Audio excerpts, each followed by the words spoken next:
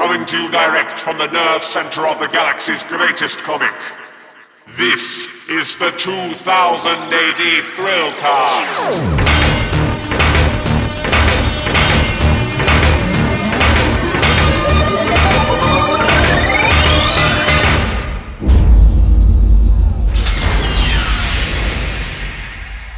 Borag Thung Earthlets, and welcome to the 27th 2000 AD Thrillcast Lockdown Tapes. I'm your host, as always, Molchar, and on this episode we're talking to another of the new breed of writers at 2000 AD, Arthur Wyatt, who has been a 2000 AD fan for a very long time. Those who were regulars on the message board in the early 2000s will know him very well. He's gone on to do quite a few Future Shocks and Past Imperfects, but also gone on to work on the 86ers, the Rogue Trooper tie-in series, Samizdat Squad, which was a Dredd World series. And most recently, he's been working on Orlock, Agent of East Meg 1, and the tie-in comic for the 2012 Dredd movie. So we chat about his time as a writer, what it has been like going from somebody who's, pitching, literally standing up in front of an audience to pitch a Future Shock, all the way through to working with Alex DeCampi on rounding up the 2012 Dredd tie-in. And along the way, we talk about what it's like writing a series like Dredd at the time of the Ferguson riots, and now with what's happening in Portland. So it's really fascinating to hear his perspective, particularly as he lives over in the American Northwest. Do let us know what you think about the Thrillcast. The lockdown tapes are continuing for the foreseeable future as the nerve centre continues in lockdown of its own. So thrillcast at 2000ad.com, thrillcast, all one word, at 2000ad.com. Let us know if there's a subject you'd like us to cover or an interview that you would like us to do.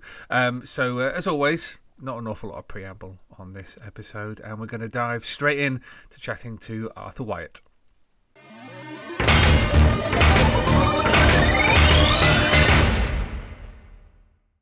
I mean, we've known each other since the 2000 AD forum in the very early 2000s, all the way through the days of Futurequake and all this, that, and the other. But for those who are listening who haven't known you for almost 20 years, do you want to explain just a little bit about yourself and how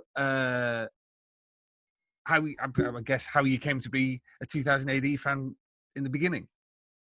I think it's very hard to remember because it was very earlier on, but I got the 1981 Judge Dredd annual, and that was like my very first exposure, and I think it was secondhand and from a car boot sale, but that one's amazing. I don't know if you're probably well aware of what's in it, but that's the one with the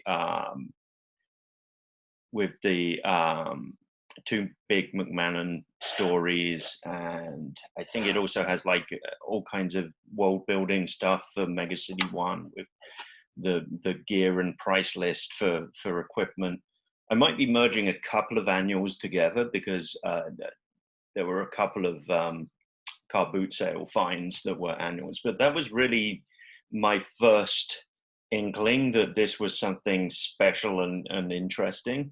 I was reading the Eagle at the time, which didn't really have the same bite to it. It was the reformed one with the badge on the first cover, and that was okay, but it didn't really have this sort of weird aggressive tone that 2000 AD and Judge Dredd did. And then my next exposure after that was the monthly. I was a monthly reader for a long time.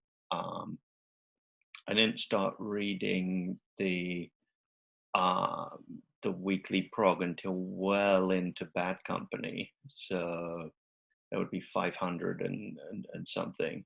So my first weekly cover was the War Zombies Barium one. which is an absolutely amazing cover. I mean, it's if you're going to start anywhere with 2000 AD, that is a hell of an issue to start. Yeah, I mean it's right in the middle of that. I think there's I think it's maybe the Dredd Blood Bank story, and there's a slaying going on, and it's around about the time Peter Milligan was doing a lot of interesting, short, weird stories, which for that time, actually, if I was thinking of myself as a future writer, I think what I was thinking I would do was less like Judge Dredd and more the 6-part, totally weird Pete Milligan stories with, weird dripping spheres drawn by Bernardinelli and stuff. Well, the Dead is just one of those stories that I think it just doesn't get enough press for being, for me, kind of peak 2000 AD, because it's just so weird. It comes out of nowhere and then it goes away, and you're left thinking, what the bloody hell was that? It's got monsters, which he's great at drawing. It's also got weird stuff. I mean, I think if you have Bernardinelli, you can kind of use him for lots of things, but that is like all of the things he's good at combined. Like even the central characters are sort of weird mutant, which is probably his only slight weakness is everyone he draws looks like some kind of weird mutant, and just start there and you're good. And it's also the story that is basically a metaphysical journey through multiple philosophies about and thoughts about death, and it's in a kids comic in the mid-80s. Oh. If you are a kid, you're enjoying the weird monsters and mutants and whatnot, but looking back on it now, that I'm not surprised that was a kind of formative story, because it is, it's an absolute banger. Yeah, I think I don't know how much in that sort of like later 80s period when you had the newer writers come in, I have no idea how much they thought of it as writing a kid's comic at all. I think they just sort of like thought, this is sort of what 2000 AD is like. I'm going to write something like that and just put everything into it. I mean, I think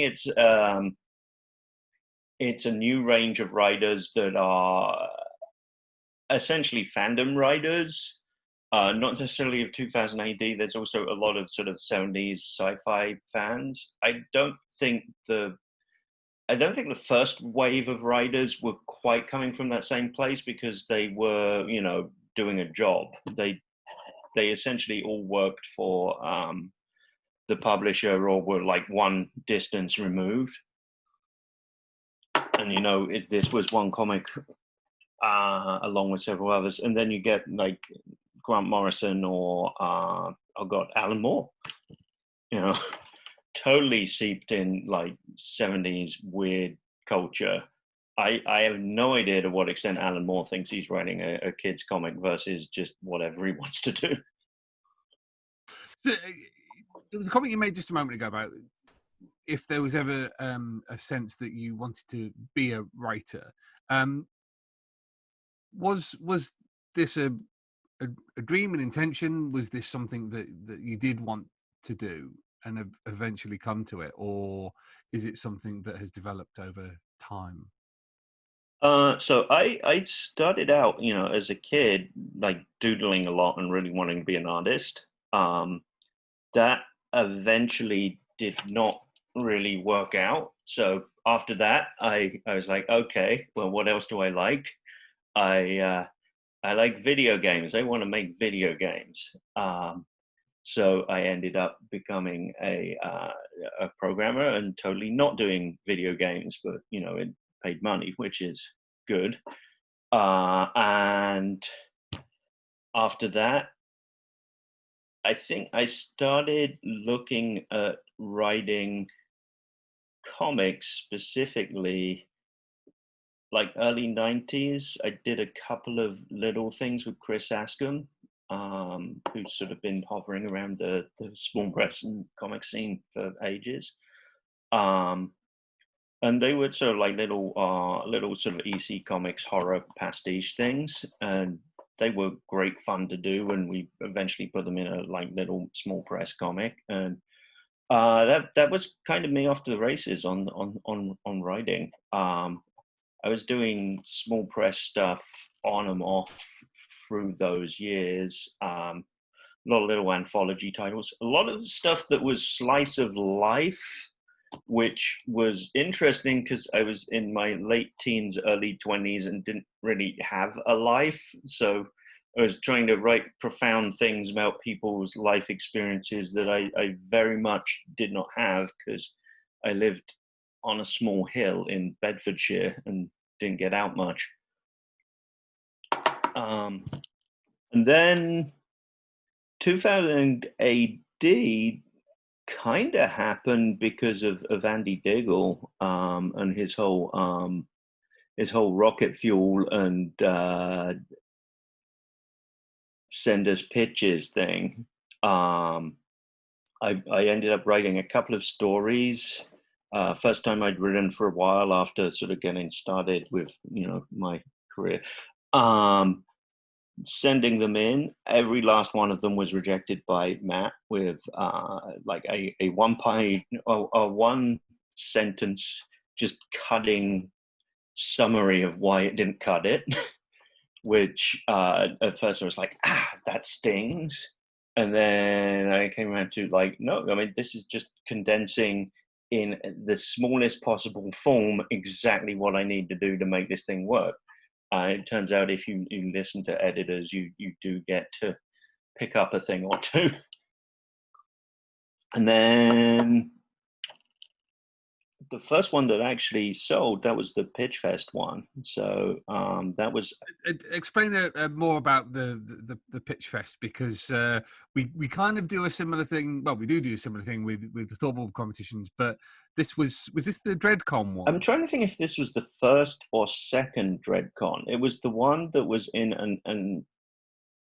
let me see. There was the first one. I had a pitch for that did okay, but not spectacular. That was the one that was in an actual courtroom. And that was terrifying to do, by the way. Getting up in front of a whole bunch of people and just sort of reading out your story is not the easiest thing to do. That was the story that became Cargo Culture, which was a future shock that I did a bit later. And a big part of the story is like this sort of alien plant that's getting made into imitations of Earth artifacts. So the locals are taking their equivalent of bamboo and making a bunch of spaceport artifacts in recreation of Earth culture to essentially do what Cargo Cults theoretically did here. So I'm telling this story and I say, okay, it's bamboo, it's space bamboo, and that gets a big laugh. Anything else I say after that is just gone. It's the space bamboo story. So that taught me a bit about pitching in front of large audiences of people. You want to have your laugh lines or your big impact points actually be the ones you want to tell your story, instead of just a random thing that comes out of nowhere and derails everything.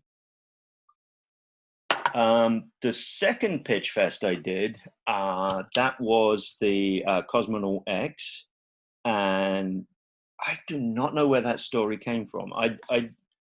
I'd actually gone on holiday to Russia, and we kind of we picked up a lot of inspiration for things in that. Russia is this was in like 2000 and I forget what, but Russia is a very strange place to visit, and probably even more so now, and I wouldn't now.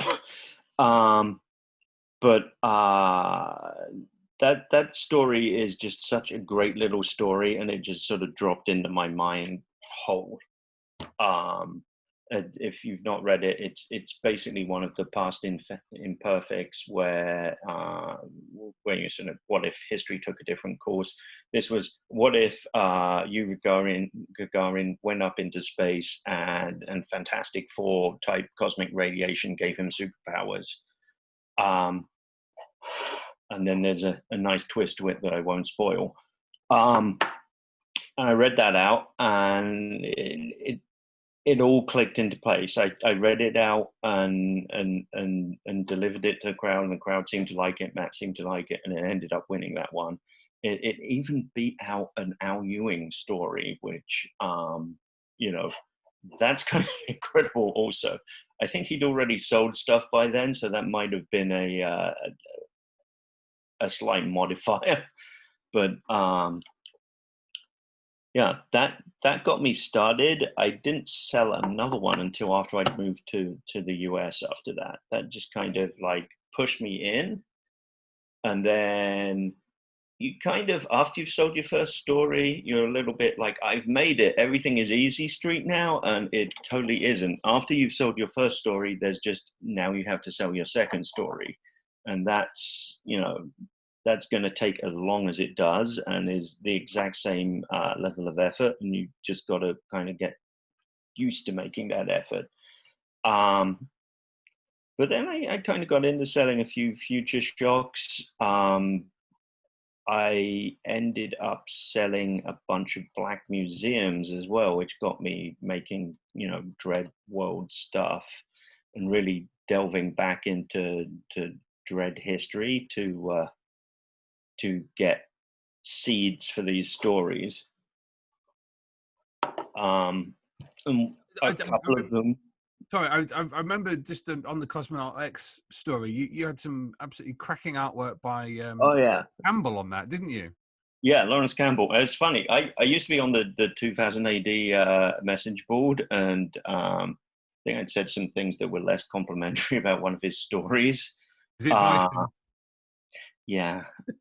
I think everyone learned a lot, and mistakes were made. But anyway, I was a little worried because of that. I ended up meeting him at Bristol, and he is lovely. I don't know, you probably met him a couple of times, but yeah, we had a good chat and buried the hatchet, I think, a lot. Yeah, he is. He also kind of pivoted his art style on that one. So the inking is by someone else, Chris Justice, I think, and I think that change of inking style kind of informed the style he then went on to use for BPRD and other things.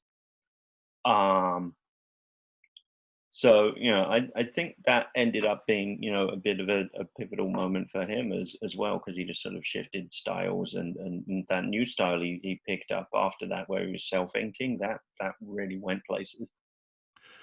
You mentioned about the 2000 AD message board there. Now, like I said, that's how we met. There's one or two 2000 AD creators who are old forumites. Yourself, Al Ewing, Simon Spurrier, people like that. I mean, whole of Futurequake is just formed entirely out of that. Well, we talk about Futurequake in a second, but I wanted to get a sense of how useful or how much of a hindrance the message board was to you as a writer and as someone trying to break into 2000 AD, because, as you say, there were so many ups and downs in that early 2000 after I think the Usenet group had ended.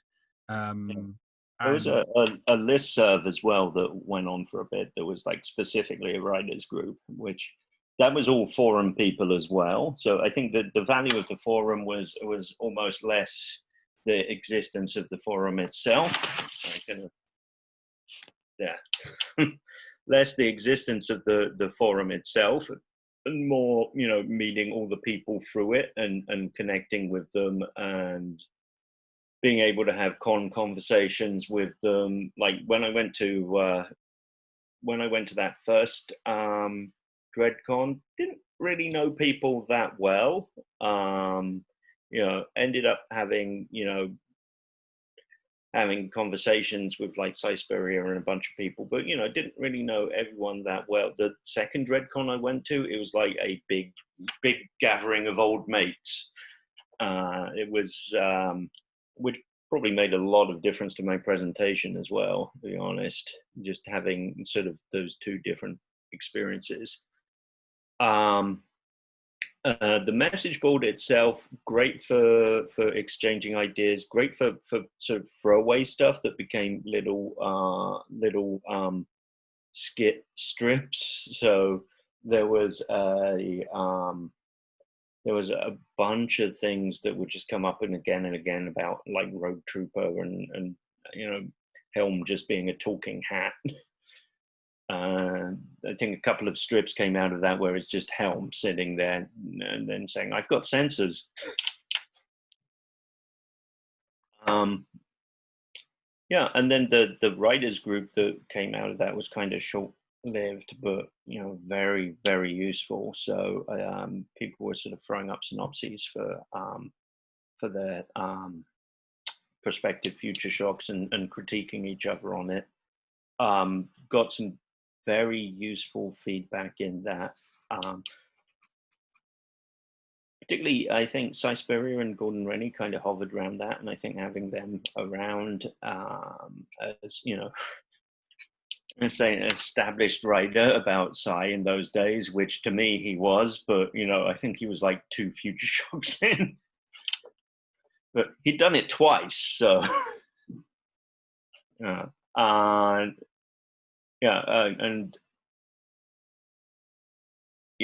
think not existing in a vacuum is very important for getting writing to happen and refining it. If you just sort of have your trunk novel that you sit on forever and let it fester and don't show anyone, some people might get something out of that, but I think with me, it would just sit there. Nothing would happen. There has to be some kind of feedback. It felt at the time that there was very much this kind of nucleus of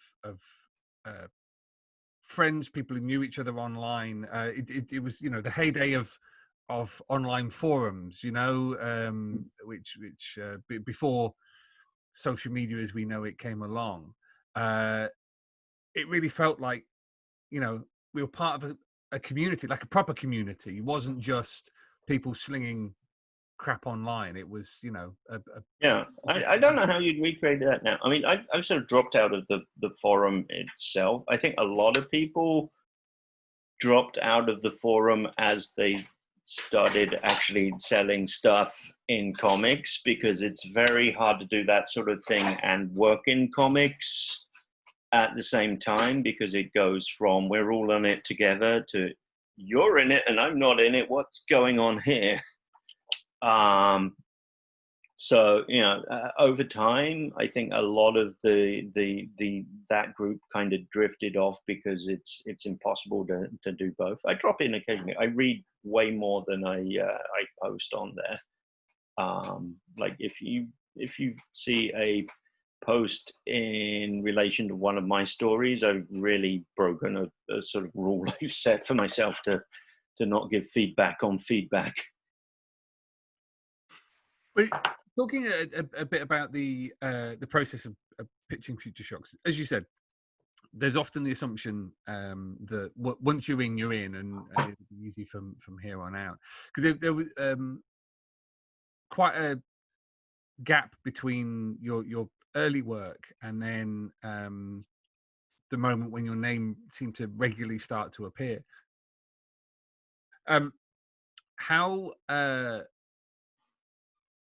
How much was that you adjusting to the rigors, the structure of pitching now that you were there, and how much was it kind of real life getting in the way? Because you had a career, you always had a career on top of all of this, haven't you? Yeah, I mean, I sort of like early 2000s. I was doing web development, and it was sort of big at the time. then that crashed out for a bit. And then I met my wife and moved to America, which that kind of interfered with things a fair bit as well. We did a sort of farewell tour of Europe where we just sort of upped sticks, put all our stuff in a big container, which went over to the US, and then we just sort of traveled around, and then eventually ended up back in the US with our stuff. But all of that sort of meant there was a period where I wasn't really writing for a little bit. And then I started pitching things. I think what actually restarted me pitching things is I varied things up a little from pitching like as many Future Shocks as I could. Pretty much all of my early Future Shocks, by the way, got recycled into Futurequake. That's kind of the role of that. I sort of varied things up into pitching Terror Tales and Future Shocks, and I think doing a little bit of sort of like horror story, then sci-fi story, then horror story actually kind of queued me up to do better than when I was just sort of doing straight sci-fi stuff. So I think my next story after The Past Imperfect, that's a Terror Tale, and then it pretty much goes Future Shock, Terror Tale, Future Shock, Terror Tale for a while after that. And then I started on the Black Museums, which was Dredd World. One thing, talking to Rory McConville in the last episode, one thing that I did want to ask about was whether you consider yourself to be an ideas person or a character person, because both of those things can be the source of a good one part of a good. I mean, Future Shocks definitely that's very ideas based. You're sort of lucky if you have the space to develop more than a cardboard character there. I think there is an adjustment from doing that sort of thing, the quick twist in a tale story, to anything that's going to have any more of a long form life to it. And I think I had to unlearn and relearn a bunch of stuff to do stuff that wasn't short twist in the tail stories. So I'm just moving my dramatic lighting a little there. So yeah, I think doing a couple of Black Museum stories that had Dredd in the background, or sort of sliding into them as a sort of like almost like a stealth Dredd strip, that helped with having a fixed point. Dredd as a character in the mix who is already developed by someone else, so you just know what he's going to do and you can work off of that. I didn't really do stuff with my own ongoing characters for a while after that, until we hit like Samizdat Squad and a couple of stories after that. And that's when you get people who are coming back a few times. That's when you kind of have to start going from thinking about people as elements in a very ideas driven story, to being like characters that have a degree of development and motivation, and lead the story a little more. That said, if you have your Future Shock going and you don't make any effort to make people real or characters, it's just going to feel like cardboard. So kind of got to cram in both. Let's talk about Futurequake, which was the small press magazine that you established, because there have been 2000 AD fanzines before. There'd been the Class of 79, which was W.R. Logan's and Jake Lynch's fanzine. But Futurequake was very much a love letter to the Future Shock, I guess. But I mean, I remember at the time you saying, well, this is me basically taking rejected scripts and putting them in my own magazine. Yeah, and finding artists for them, and also changing the length a little. I think a lot of them benefited a lot from being one page longer or one page shorter than the 5 pages that was asked for a Future Shock. But yeah, that was in a way my sort of my way of taking the scripts, fixing them up, and actually doing something with them and getting them out into the world. And I think that was hugely helpful in terms of letters on a page kind of convey what a script is going to be like. But until you actually see it, you don't really know what you've done. Like you have in your mind what it will translate to, but you haven't seen the real thing. So seeing it drawn up is super helpful. Getting some kind of actual reaction to it and people reading it, that's just great. So it was, in a way,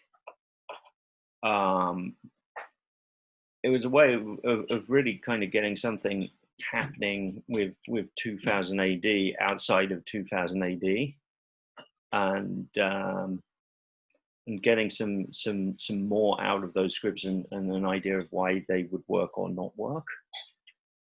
So yeah, that was super helpful. I did like 3 of those before that got handed over, and that was sort of my backlog of rejected scripts plus assorted stories by other people off of the board. So I don't know if I ever got a script from you. No, because at the time I wasn't writing. I was drawing, wasn't I? I did that Al Ewing H for, and I can never pronounce the Aztec name of the god, but I used to call it H for Hutzapalooza. Yeah. You did the hunter one with the robot elephant, which is that is a fantastic piece of art. That's that was so long ago. It's practically a different person, to be honest with you. And then we also had a lot of Adrian Bamforth. Gary Wilkinson was writing a bunch of stuff. Yeah, it was like a real board fest. I've often talked on the podcast about the importance of learning in print, but also the lack of avenue. You know, when you had that period when really there was only 2000 AD, and still there aren't that many avenues for people to learn in print. And I guess ultimately, as you say, it's an opportunity for you to get feedback that isn't a curt one-liner from Matt. Yeah, I mean, there's sort of like a curt one-liner from Matt, which, you know, incredibly useful, maybe a little short and a little stinging. And, you know, there is a considerable area between, I think, you know, ready for 2000 AD and, you know, a thing worth doing and reading. So, you know, it helps to explore that as well. I don't know that sort of I don't know if that space really exists in that form anymore. Like, that was definitely the tail end of the photocopied, folded in a garage, blue thumbs from stapling 100 of them period of fanzines, which I think the internet largely did away with that. And then these days, people are sort of almost starting straight off with Kickstarters and professional print runs. And you know, the investment to start off a comic is way more now, because you're expected to have something close to a professional standard right from the off. So I think that, again, that was sort of a very good period to start out in.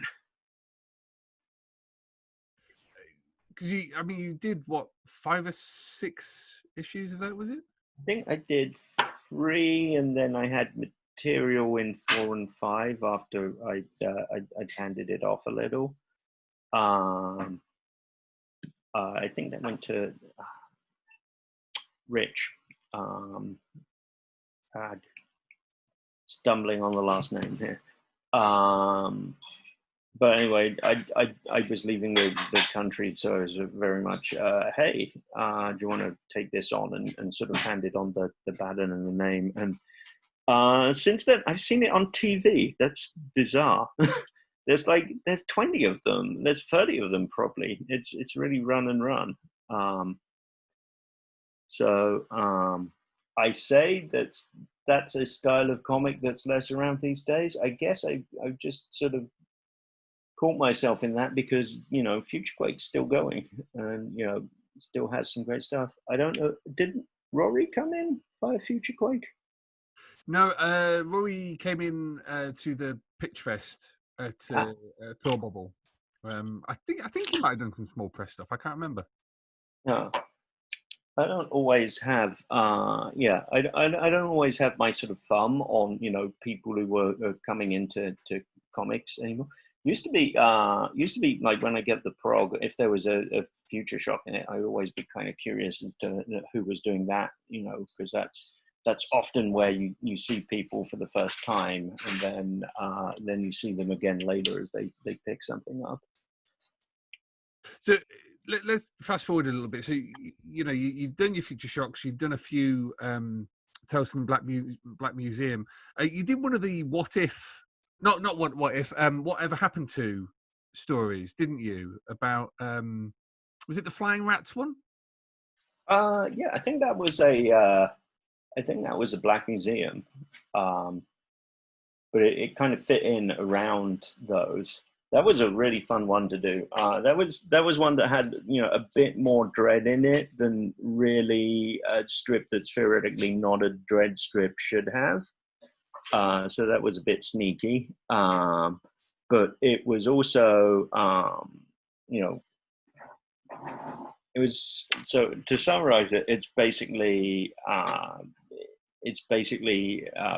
based on the cursed earth death belt, which existed for one story to stop Dredd from easily crossing the cursed earth by air, and then kind of disappeared because it's not very convenient to not let Dredd cross the cursed earth by air. Like, for story reasons, it helped one time only, and then it just kind of hampered things, so it was quietly forgotten. So I just put in a little sort of strange story of where it could have gone to, which basically has a scientist communicating with the rats that live in the death belt and finding they actually float on strange interdimensional currents and leading them off to a better place for them where they're not interfering with things. That was also, I'm stumbling on the artist's name, but he does a very good McMahon-like art style. Was it Nick Dyer? I think it was, yeah. He's really, he really kind of captures that sort of cartoony yet sort of detailed with lots of little mech bits style that McMahon had round about that time. So he was great for that. Sorry, I was just looking it up. Where was the point at which you graduated from doing one-off stories to doing something a bit meatier? So I was reading the 86ers, which was Gordon Rennie's sort of spin-off from Road Trooper, where it went into space, and I was enjoying that story, I think, a lot more than Gordon was, because he was sort of winding down on it a little and said something about not really wanting to finish it off. So I ended up pitching a six-parter to finish that. I crammed everything I could into these 6 parts.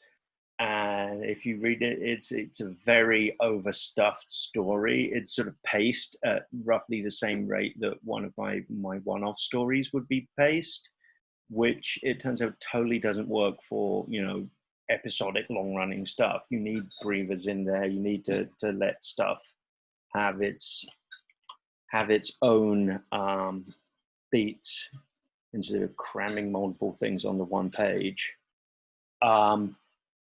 So it's a bit of an interesting failure, but it means the 86ers has an ending, which I think a lot of the appeal of that is it's now a story that can be told and sits in a book. And I think, though there's probably a jump when you hit my stuff where everything starts feeling a lot more cramped, it does tell a story as a whole, which, you know, it wouldn't have done otherwise. So, you know, I think it has some value, and it taught me a lot. But if I did it now, I'd want twice as much space, which, you know, I maybe could have got at the time if I'd asked for it. But, you know, six episodes seemed like what I could ask for as a starting go. I think that might actually go back to that sort of that string of Peter Milligan 6-parters, like that was the sort of length of the short 2000 AD series, and I stuck within that. What did you learn from that moment, aside from you could have probably asked for more episodes? So I think some of it comes back to what you were saying about ideas versus characters. I had a lot of ideas for that. I pretty much dumped them in as fast as I could, and I don't think that gave room for the characters to breathe at all. I mean, I wrote up a synopsis.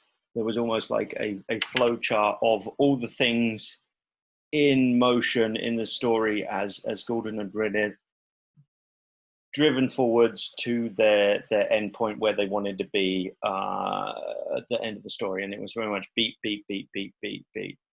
I did not leave myself a lot of room to improvise or put extra stuff in, which I would definitely do now when writing an outline.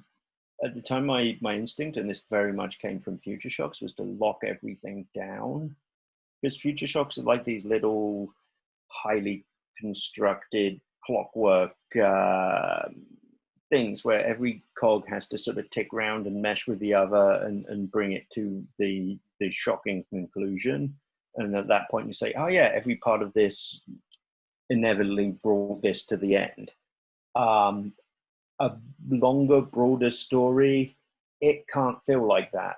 If you try and do that, if you put it on a flow chart and then just go bullet point, bullet point, bullet point, bullet point, it feels like you're being driven through a very mechanical exercise that doesn't, I don't know, it just gums it up. I think it does not operate at scale. With that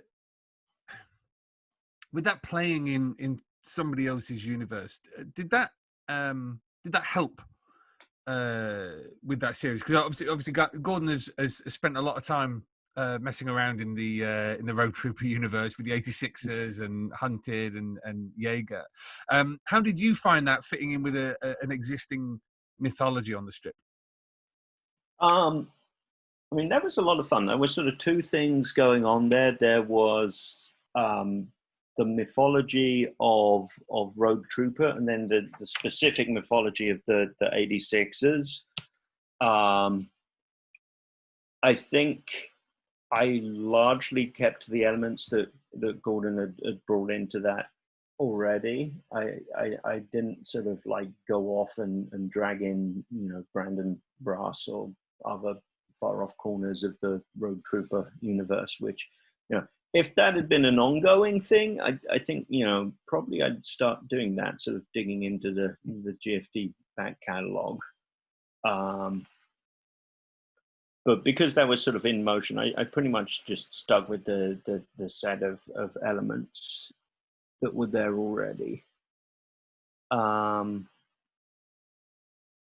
I think it being Rogue Trooper, it did sort of mean there was like a set of expectations. Like the technology of Rogue Trooper feels like certain things are possible and certain things aren't. So if you want to get a bunch of Naught troops from outside of the base to inside of the base, they're not going to sort of like teleport over Star Trek style, because that doesn't really feel in keeping with how things happen in Rogue. They're going to come over in a giant drill that's going to drill its way through the base, because that's way more the style of how Rogue rolls. So after you'd done the 86s, did you have a kind of did you have a newfound confidence? Did you have a roadmap? Did you have an idea of what you wanted to do next, or has it been a case of opportunities have come along and you've taken advantage of them? I mean, if I look at the things I've done, a lot of the big steps along the way have been like Matt after that 86s thing saying, have you got anything that fits this? It's sort of been an even mix of me sort of pitching stuff to Matt and Matt coming back with, a thing that he kind of wants a gap filling on. Like, I think Samizdat Squad, which was the next thing I did that was sort of an attempt at an ongoing series, that kind of came out of Matt saying, we need something for the Meg that's like a man on a mission story. And I, being me, came up with this sort of elaborate set of ideas about how the Sob version of the Cursed Earth would be even more weird and Soviet, and there'd be atomic trains and chronoplans and all kinds of that sort of fun Russian junk, because I was into that at the time, and that sort of the seed of Matt suggesting that kind of grew into sort of very much its own, ran for a couple of stories, and I think I'm very fond of it. I don't think it ever really took off with readers, which is a shame. It's kind of hard to judge with the Meg a little, what's really engaging folks. But there was sort of something that was sort of trying to do this thing where, we build up a whole world through a series of sort of short chunks of story, which, I've always liked that sort of thing. I think, the time that's really worked out for me has been with Intestinauts. Other attempts at that are like the Orlock stories. Those were very much, I'm going to do a little story, move things along a bit, then another little story, move things along another bit. And then that kind of didn't really go much further than that. I would have liked to have done another one, but again, I think it didn't really kind of engage quite as much with the readers as it should have done. So I didn't get to do another one of those. But I am rambling quite bad.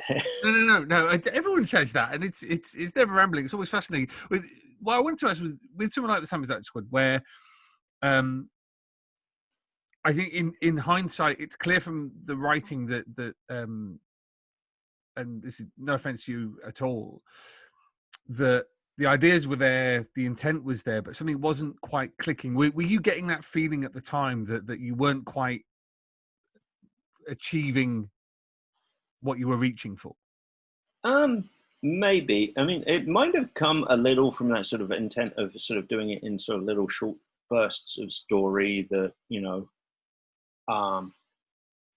that kind of drive it forwards.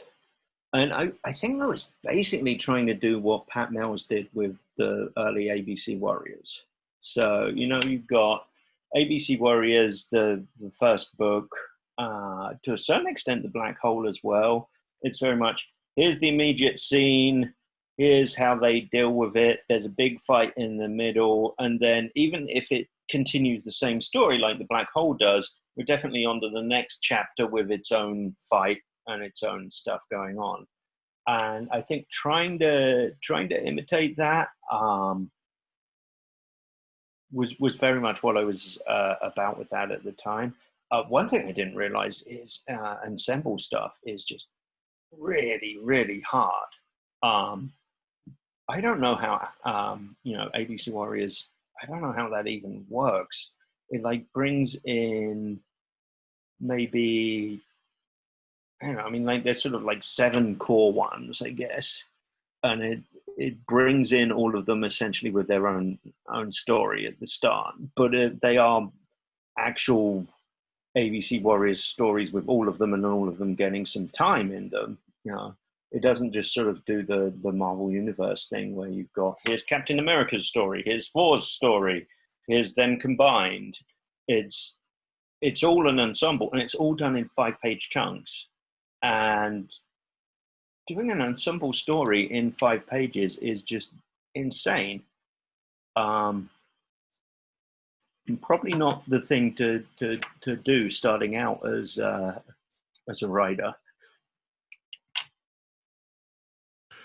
The whole sov thing has kind of been a thread through your entire time writing for 2000 AD, because you did Samizdat Squad, and then you later on did Orlock, Agent of Eastmeg 1, which was an interesting experiment. Do you want to explain a little bit about how that came about?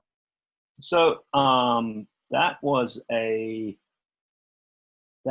basically an attempt to do Orlock, who, of course, we see sort of starting off the Apocalypse War, his time before that as essentially a reverse James Bond.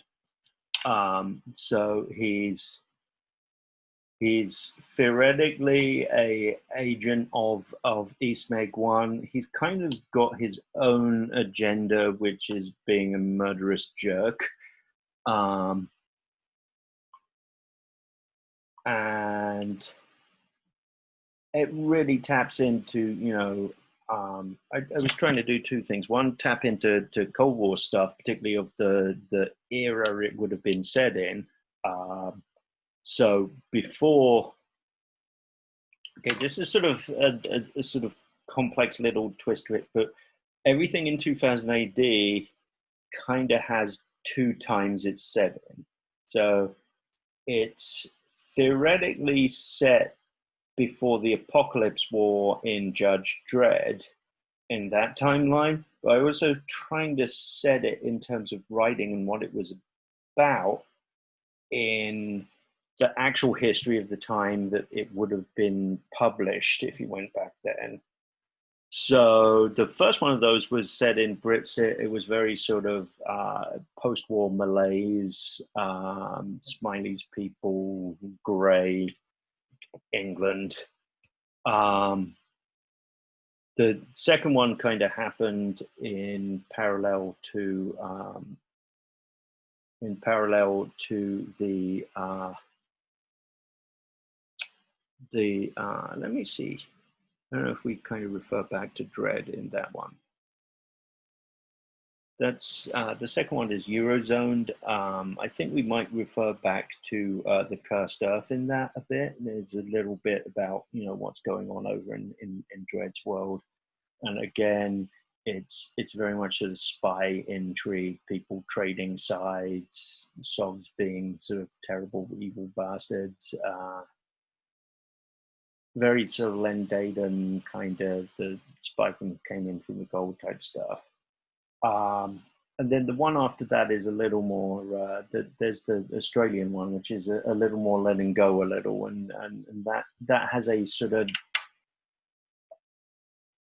a Roger Moore style, Sov spy to kind of go with the more serious Orlock Sov spy. And of course they hate each other. And Orlock ends up murdering the other spy, essentially out of spite.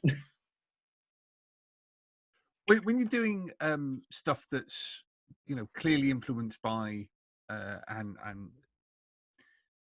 as you say, that kind of dual period around the Cold War. Mm. I'm always intrigued by the stories in early Dredd, which are obviously direct parallels. You've got the Olympics on the moon, and you've got the Black Atlantic storyline, and things like that. And you can feel that sense of paranoia, that sense of fear, that sense of the two great superpowers. Mm. How much with a strip like Orlock is just trying to recall the sense of that time. I mean, you name check Len Dayton and Le Carre there. How much is writing Carre like that? Just trying to evoke the sense of the time through our kind of collective shared memory of the 80s and the 70s and things like that. Yeah, I mean, I think I kind of dug into my own history a lot. I mean, I always kind of felt connected to the Cold War through where I lived. So I grew up in Bedfordshire in a tiny, tiny village.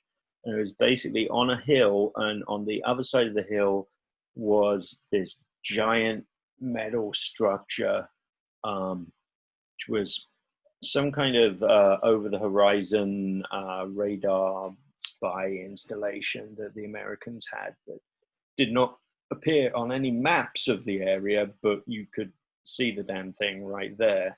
And then on the other side of the hill was an airbase, RAF Penlow. So, and we'd get a air show every year where they'd fly planes over RAF Penlow, and because we were on a hill, and I guess we were a nice convenient turning point, the planes would come over our house, and we'd get a couple of Lancaster bombers and that sort of thing, but we'd also get a very slow, menacing flyby by a Vulcan bomber.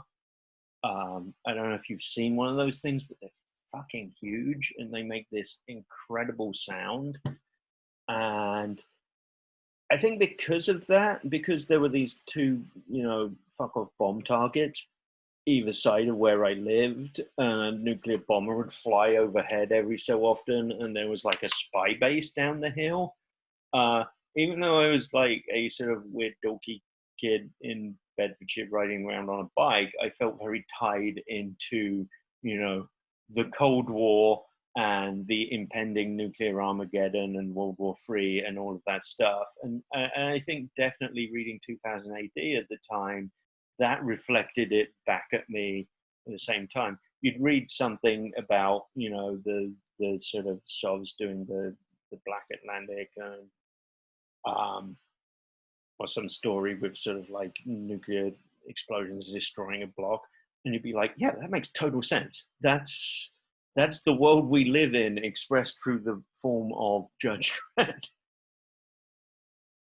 And, now we have a new, different, terrible world for different things to happen in it. Well, we'll definitely come on to talk about that in a second. When you're dealing with, and we touched on this already, when you're dealing with an established continuity, an established character, is it difficult to avoid pastiching the way that character has been written before? Because Orlock is such a relatively straightforward character. Even in the later stories leading up to the trial of Orlock, he's utterly consumed by the desire for revenge. Even if you factor in his appearance within the Anderson stories that Alan Grant wrote, there's not a huge amount of depth to that character. I do kind of slightly ignore the Alan Grant space Orlock sympathy vibe and kind of go more for his early days as a vicious killer. I think him being sort of very archetypical and direct in a way that makes him easier to work and to build on. So you like, what's this guy about? Well, he serves the almighty sort of empire. That's great, but he does it a little bit over enthusiastically. I mean, most of those guys seem pretty crap. If you read the Apocalypse War or whatever, your average sort of judge is, a grumpy Russian who's sort of just trying to get through things. Whereas Orlock, he's into it. So I basically worked on his character as being one that sort of the same way we kind of get the sense of James Bond being, in that he's serving this cause, but he serves it with such enthusiasm. You kind of have to wonder if, like, murdering people and doing quips is actually kind of what he likes to do and wants to do and would be doing anyway without this excuse for it. I want to move on to talk about what's probably your biggest project for 2000 AD, the magazine, The House of Ferg, which was the 2012 comic book tie-in. The comic book tie-in to the 2012 Dredd movie, which was the comic of the movie of the comic. Yeah, which was something that I remember seeing an awful lot of opinions, because I'd only been at 2000 AD for a year, maybe 18 months, when the film came out, and a comic book tie-in was something that divided opinion about whether we should, whether we shouldn't, what it could possibly say, whether it should exist at all. Do you want to tell us a little bit about how that project came to be and your initial thoughts on where? Well, actually, I should dig out the. Matt kind of raised it, and I sent this big long email in reply, and I should dig that out sometime, because I definitely had this idea of what it should be, and basically it's like this is an opportunity to do a version of Dredd that's kind of modern, kind of what would go on if you rebooted Dredd or did an ultimate version of Dredd in the Marvel Ultimate style. So it was a chance to sort of revisit a lot of Dredd stuff as if it was in a more modern context. There was also this sort of odd element of it as sort of this constraint of doing it as it would be done in a movie instead of in a comic. So I scaled captions way back. I didn't bring in a lot of the weirder stuff that Dredd usually has, or if I did it in a very constrained manner. So there's robots in it, but they are not Walter the Robot. They're drones and mechanisms. They're kind of like the sort of thing we're seeing now with the Boston Technologies dog thing that walks around. There's actually a lot fewer hooks for doing Dredd stories once you do that. I mean, I think one of the things that kind of got back to me as feedback on the first one I did is, oh no, this is a drug bust again. And it's like, yeah, that is one of the crime things that happens that Dredd's going to respond to. I mean, my thinking on that story is like, this is what has filled the gap that Mama has left, but it does mean you're kind of recapitulating the same story again. My other sort of big influence for those is I kind of wanted to make it a little like The Wire, which if you think of the Dredd movie comics as sort of like a couple of seasons of a wire-like TV show. It's roughly the outline of what I want to do with that. So um, Underbelly and Uprise particularly. Underbelly would be like this big sort of opener setting the scene, and then Uprise would be more of a sort of long-running, slow burn story that, you know, develops this sector of the city, sets a few problems within it, and has the events arise out of that. And then we kind of did a Cursed Earth one with Dust, which again, it was like, we're going to introduce mutants, but we're going to do it in a way that's more cinematic than the sort of comic book one, where you just sort of get a guy with a foot on his head or something. It sort of brings out the Cursed Earth. We gave the judges quad bikes to go out into the Cursed Earth on as well, because, you know, just thinking about it, in the comic, totally makes sense that they take a Lawmaster out there. In the movie, a Lawmaster's like got actual real tires instead of being a weird steamroller thing. It wouldn't really work in a desert, so they have to have special gear for going out there.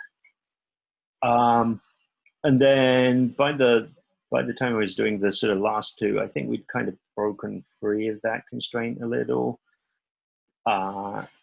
And also it was sort of starting seeming like there wasn't a sequel happening, so we could sort of bring in more elements that the sequel might touch. And that was when I was writing with Alex as well. So it meant there was a different field of things as well. What was your reaction to the movie itself? What you know, was it? Oh, I fucking loved the movie.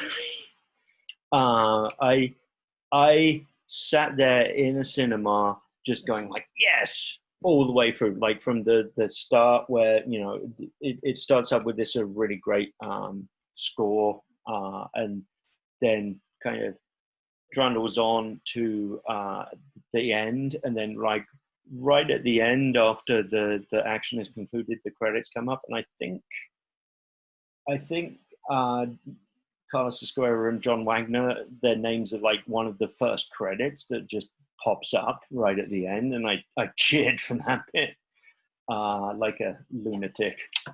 But it's like, yes, they've done it. They've made it happen. This is a real, proper, solid Dredd movie. It was not to be, but you know, it really seemed like they kicked it out of the park, and that was going to be a huge success.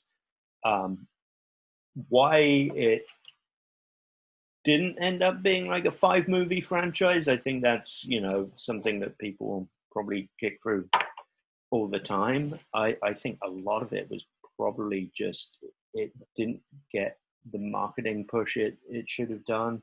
It unfortunately came out around about the same time as The Raid, and so there was a lot of this, like, this is just The Raid, which to me it isn't, because I'm focused on all the bits that are Judge Dredd. But if you break down a plot summary of the two, they're both stories in which there is a building, and someone travels through the building beating people up. I think a lot of it also had to do with the fact that, particularly for the American market, which is, you know, let's face it, is the major one.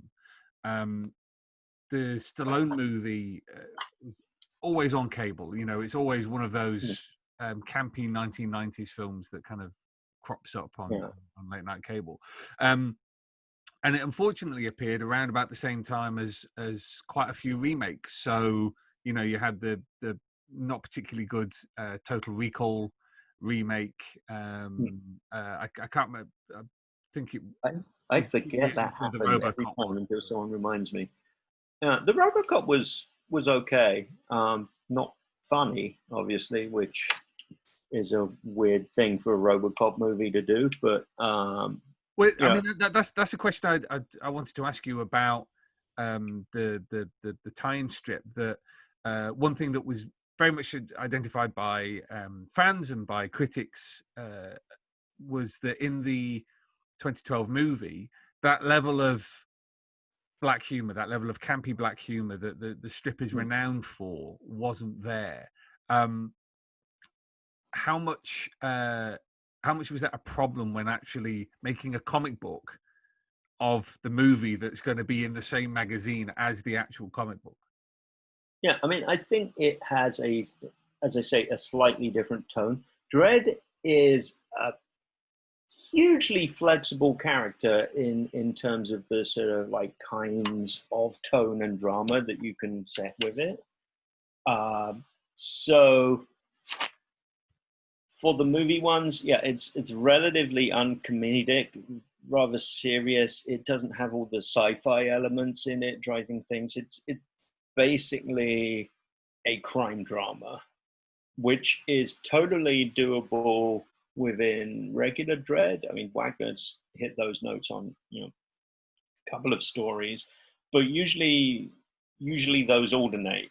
Whereas, yeah, there is a possibility with the movie Dredd ones that you can be, you know, a bit one note and always hit the sort of like the dourness beat. I think there's a bit of humor in those. I try to liven things up every so often, a spot of color every so often to keep it from being just like this sort of grim, dark 80s cyber dystopia that is kind of the tone the movie went for. So there's like the odd joke, which very much like the movie tends to be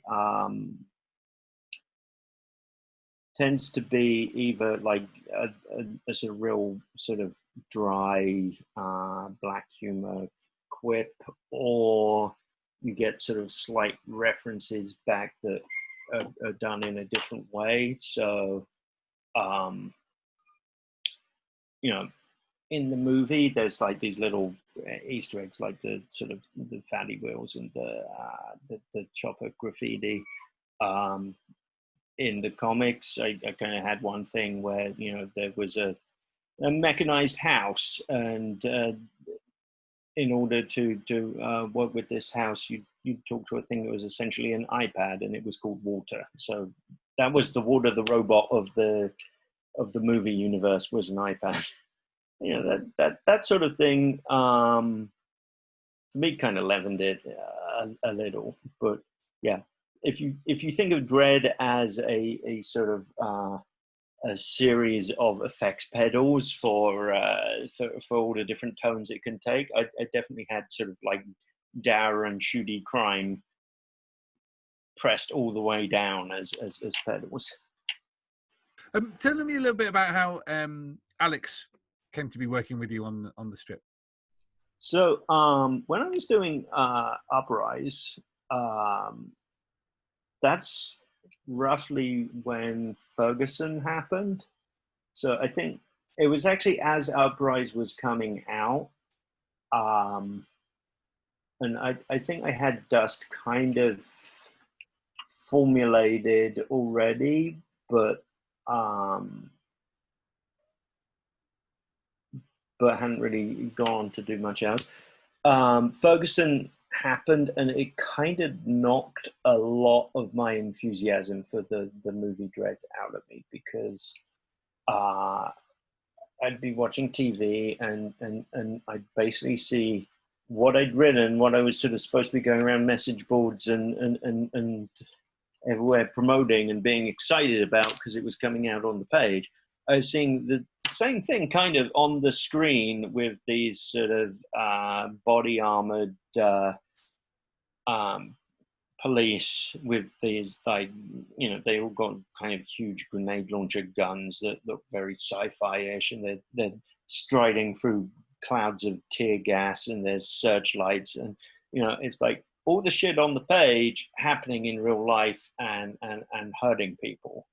And that kind of killed a lot of my enthusiasm for a bit. I had to kind of think of ways to sort of rationalize that and things being worth writing. So I ended up just shooting Alex a note at some point. I knew I was going to be doing more Dredd, but I kind of had a lot of the wind taken out of me. And I was like, do you want to work on this with me as a sort of second set of eyes, and to kind of help revitalize it a little? And that's how the sort of last two stories came out. The death one, which I think was kind of inevitable once we knew there wasn't really going to be a sequel, and the one with the techie. The first one we actually worked on was the deaf one. That got pushed back a little because Alex Worley did a couple of more supernatural themed Anderson stories, and we didn't want to put it hard up against that. So we did Furies, which I think is probably one of my favorite ones. And that's revisiting the techie and giving him his new name, which is possibly one of the nerdiest jokes I've ever put into a 2000 AD story. He ends up being a sort of amalgam of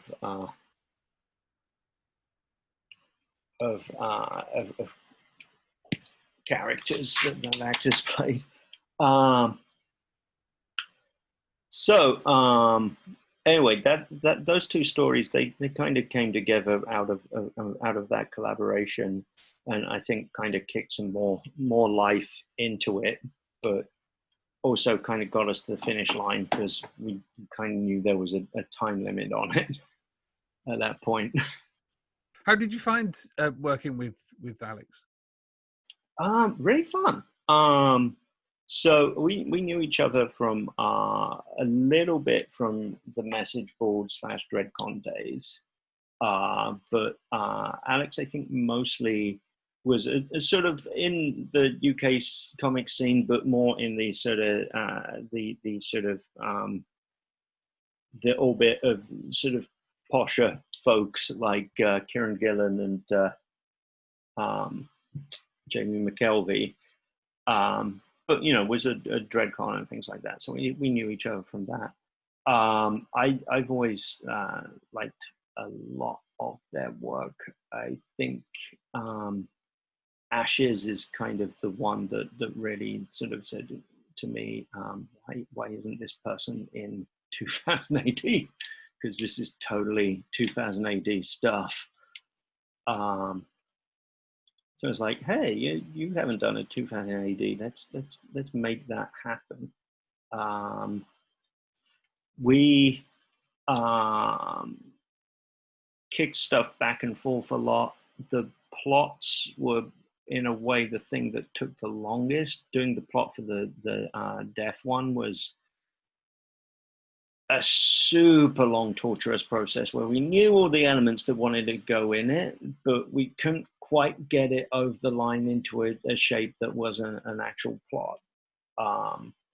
And I think in the end, that one, the plot is kind of something that Alex hammered into shape in the end. Furies is kind of more my plot. And then in terms of the actual writing of them, it was very much, here's my episode, here's your episode. And we split it up into episodes and alternated, and then did a passover before sending it in. So we were working from a pretty good outline as well. I think that was kind of essential for making that happen. Were you pleased with where you managed to end up as the strip came to a conclusion? Yeah, I'm hugely pleased. I think that we were in a sort of very unique situation in that, like, we knew it was coming to an end. We could have even gone sort of like further.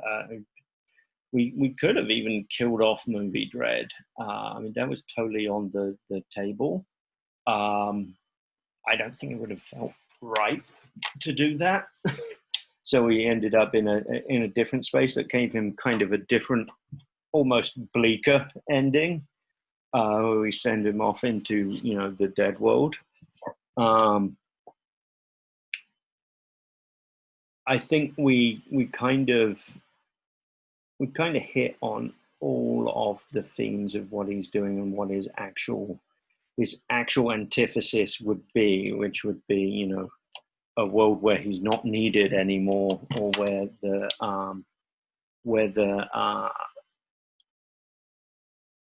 whole meaning of his life is sort of extracted away. I think hitting on those lines and going with that, I think that ended up really unique. I think that's something that's not really happened in Dredd before to that degree. An ending. Obviously, you mentioned the Ferguson protests that came in at a certain point. Since then, things in America have moved on quite a lot. Let's put it that way. And since you're now living in the northwest of America, so a real interesting place to be right now. Yeah. So, I mean, this is another one of those things where I end up writing, and what I'm writing about ends up happening outside the window, and it turns out being too topical or too prescient is immensely unpleasant, and I do not care for it. I do not want any kind of predictive powers in my writing. So recently, I sort of worked on a story with Rob Williams, which was it's a follow-up to the current End of Days, and it's very much about dealing with, as you know, in End of Days, there's a lot of sort of destructive weather events, and the city comes in for quite a bit of a beating. This story happens in the follow-up to that, and one of the things that happens is there's looting, and we get in an outline with this, and we start writing, and almost immediately there's a start of large-scale protests in the US, and one of the big things in the early days of the protests was an amount of looting, a police precinct getting torched, all these things going on, and it's like, oh crap, we're off to having the world outside mirroring what we're writing. The other thing that happened in Seattle, and around all of these protests, but in Seattle in particular, is there's a real focus on police defunding. And we had written a story that its central thesis is Judge Maitland basically has a look at the numbers, and the numbers for Mega City 1 turn out to be very much like that drill tweet about the scented candles. I don't know if you've seen that one, but it's basically, please help my family. We're trying to balance our budget. We're spending $100 a month on food, $100 a month on electricity, $2,000 a month on scented candles. Please, won't someone help my family budget? And in the case of Mega City 1, the scented candles is, judges and manta tanks and, all the mechanisms of the state, which are there as a central focus of what they do. and sucking away money from anything that would actually make the city into a better place that would require them less. And so when there's a disaster and rebuilding, there's a point of view that we need to get more judges and build up the apparatus of the state again, versus why don't we try something different that'll actually work.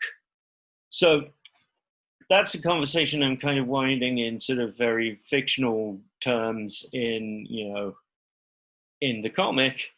That exact same conversation is happening on the streets of Seattle and in City Hall here, where people are like trying to get the SPD defunded and the funds from that used for you know, various places like social programs that would essentially replace the overarching role of the police in doing social work and other things where they really shouldn't be. I guess it's particularly telling right now, where you're getting a lot of federal, don't want to call them troops, but let's just go with that word, coming into Portland without necessarily any identification or wearing masks. And the one thing we see an awful lot of, particularly on social media, is people referring to them as Judge Dredd. At what point does, for you, being closer to it than I, at what point does this become a bit too close for comfort when one is writing what is meant to be a future fascist cop? I mean, I think this time around was different. Like the first time, like I say, with Ferguson, it horrified me. I was like, what the fuck am I doing? I had to think about it for a while.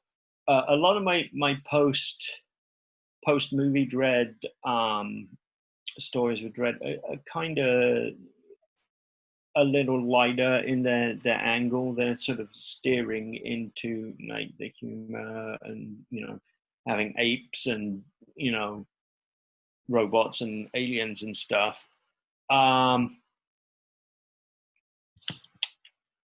And then I kind of just sort of started thinking about it in terms of, you know, this is a tool for talking about the world.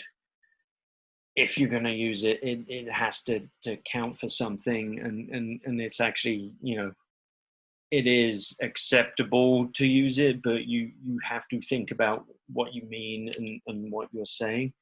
I think with this one, as it was going on outside my window and I was writing it, I came around to I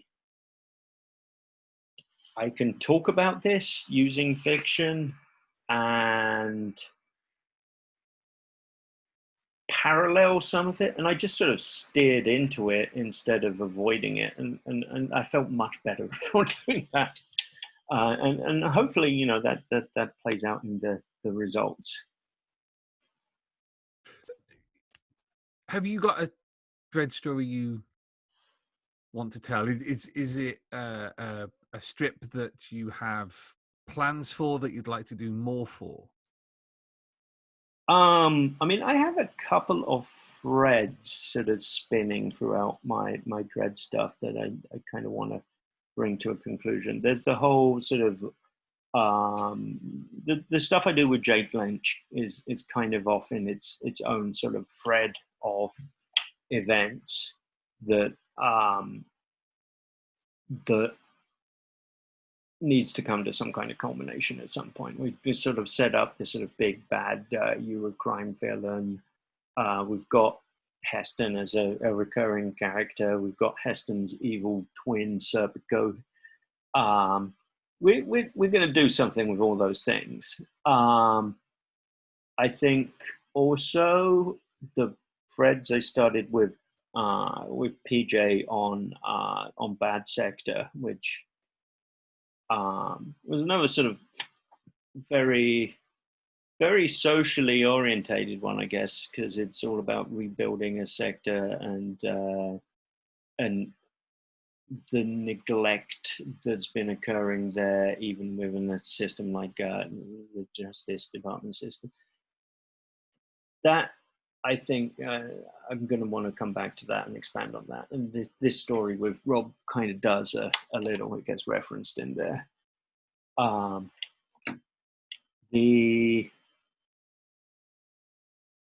Is there a big thing outside of that? I don't know. A lot of it is structure that happens after the fact.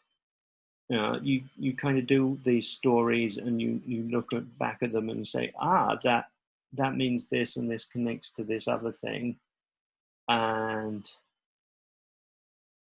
I think a lot of the sort of the big thematic stuff grows as much as it's planned out. You can kind of tend it and push it in certain directions, but I think if I was to say I'm going to do a big Dredd social issues story that's like a major Dredd theme, I think I would just fall down if I tried pushing it like that. But if I sort of just tell stories and go along and then sort of like explore these themes as they come up, that seems to work much better. Let's talk a little bit about Harry Heston, because it was a character created by Jake Lynch and Stuart Perkins, otherwise known as W.R. Logan, who we both knew through 2000 AD fandom. He unfortunately passed away before the strip saw print. Tell us a little bit about your involvement with the project and what your reaction was when Stuart passed away. Oh, I mean that was a massive blow out of the blue. I don't think anyone was really expecting that, and he's been a huge pillar of 2000 AD fandom for longer than us. And 79 was his. He was like a regular fixture whenever there was some kind of meetup. That just came out of the blue and was a shocker. I know that he saw some of the art and was sort of like following the story before he passed away. So I'm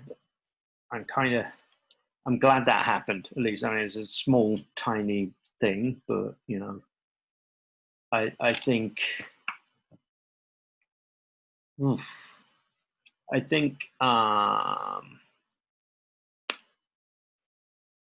I think that being able to do a little kind of tribute to him in the form of those stories, it's the least we could do.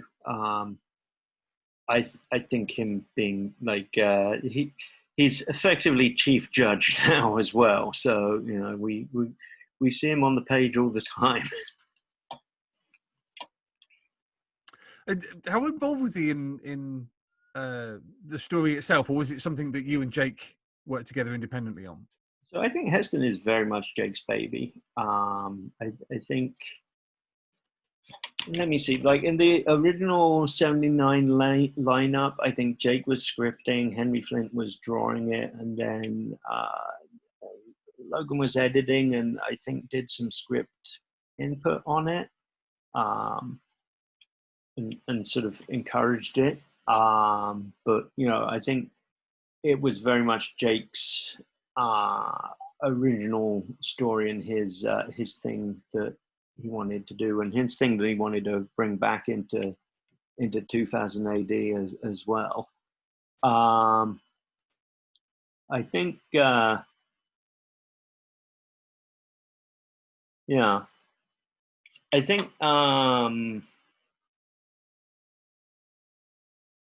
I think, if we'd, I'm guttering out here. I don't know. I think Heston is like this very sort of special character that kind of came out as a sort of tribute to the existence of the Class of '79 character as the actual '79 character. So I think it kind of continues on its own way quite well. I think I don't think I would ever want to do one of those without Jake, since that's, you know, his baby there, and you know he draws him pretty well. So you know, and you know, anytime I mention anything about doing a sort of Heston related story, he gets real excited. We have. Well, I mean, I won't say what we've got coming up, because any sort of appearance of Heston or related characters is a special little treat in a story. But I think we have something coming up that people are really going to like. That's in that vein. The thing with the talking monkeys and the gorillas and everything is always something that's really intrigued me about Dredd's world. How the strip keeps coming back to it. You know, there's such a feature of Dredd's world. Would aside from the early days when they were just a way of doing a kind of comedy mafioso thing, what do you think characters like Harry Heston say about Dredd's world and the politics of Dredd's world?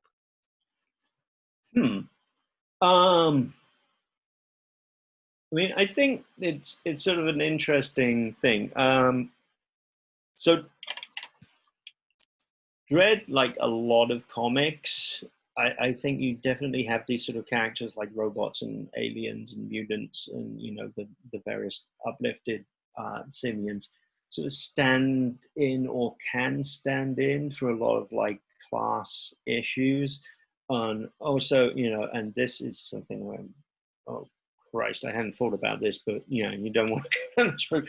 But you know, with mutants in particular, like there's an element of sort of race issues that get expressed through that because they don't through race. If you think about that in terms with the sort of the uplift community, God, that would turn out terrible. I think it's a way of having a sympathetic other, I guess. It's also a way of having like the sort of the downtrodden of Dredd's world. I think, yeah, I mean, this is where it comes in. I do not really come in with like that much of an agenda when it comes to the Heston stories. So there isn't much of a shape to it, except for, you know, I've got a strong idea of this character as someone an outsider to the system that's got an idealized view of it, kind of wants to be a part of it, and the system is kind of set up against him and hates him, you know. The various non-human characters of Judge Dredd's world, Dredd may not be prejudiced against them, but you know, definitely the world itself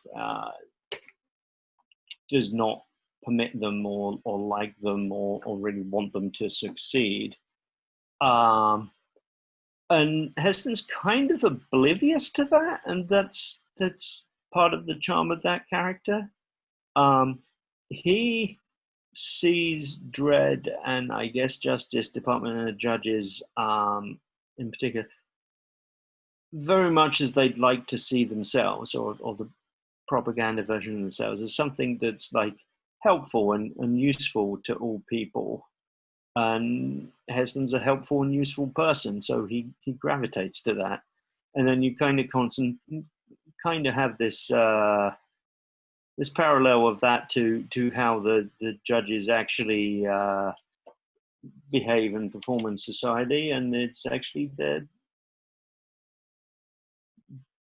they're considerably less idealistic than he is. I mean, he's in a way, he's a better judge in those early stories than the actual judges. You know, he likes to stop and help an old lady, and he disarms some thugs in a non-lethal manner. And he sort of looks after some areas of the city that are not getting proper attention. You know, he's kind of a Robin Hood that thinks the Sheriff of Nottingham is actually, you know, pretty great and just not helping him enough because he's overstretched.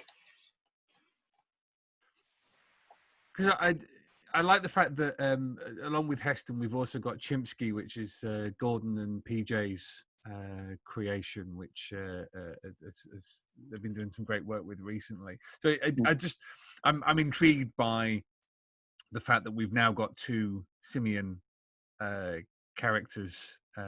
People love monkeys. Artists love monkeys.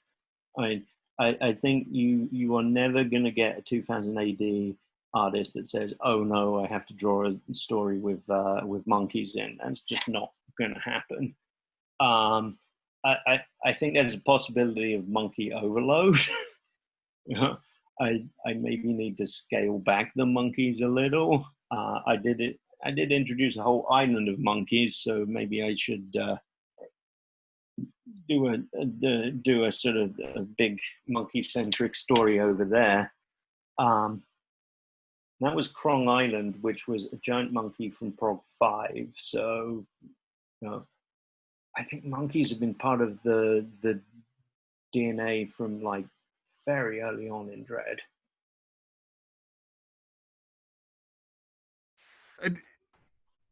Looking at your time with 2000 AD and the magazine, thinking about doing Futurequake, thinking about the process of doing those future shocks and where it's led you to, all the while holding down a day job, all the while raising a family, moving to a different country. Are you in a place now where this seems extraordinary to you that you've managed to do this, or are you very aware of the other demands on your time still? I mean, it's very much gone from being my fun little hobby to my second job. And, you know, when things become a job, they, I don't know, I wouldn't say it's become less fun, but, you know, it feels like something I do with a little more seriousness now, and it's not really, you know, quite as much of a hobby thing. Like I used to unwind by doing comic stuff and writing. Now I have job, then I have comic stuff and writing, and then I do other stuff to unwind. And it's you know, I am glad that I do it. I enjoy it. I'd love to do it full time sometime, but you know, I think that's probably not on the cards for a while. But yeah,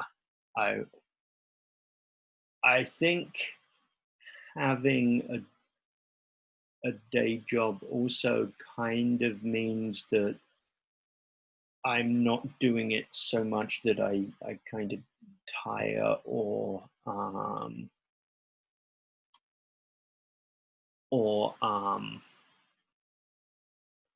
I think it means it renews itself a little more than if I was doing it full time every day, all day. So I think if I was not doing my day job and I was writing all day, there'd be a lot of breaks in that for going for long walks to come up with something which, you know, means I wouldn't necessarily be doing, you know, as much again as I'm doing now. I'd probably be doing only a little bit more. So, you know, that's a nice aspect of it. I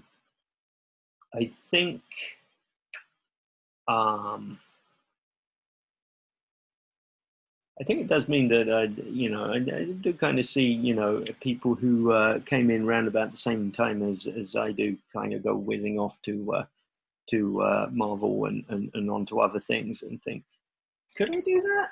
And you know, I think maybe I could, but Not necessarily, and I wouldn't really trade what I'm doing now for that. The permanent impoverishment of being a writer is kind of a bummer for a start.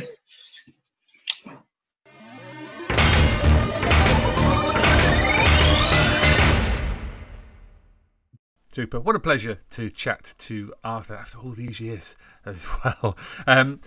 Hope you've enjoyed that, Earthlets. Like I said, do let us know if there's somebody or something you would like to focus on with the 2000 AD Thrillcast. We'll be back in a week's time for more. In the meantime, stay safe, look after one another, and as always, Splendid Verthrig.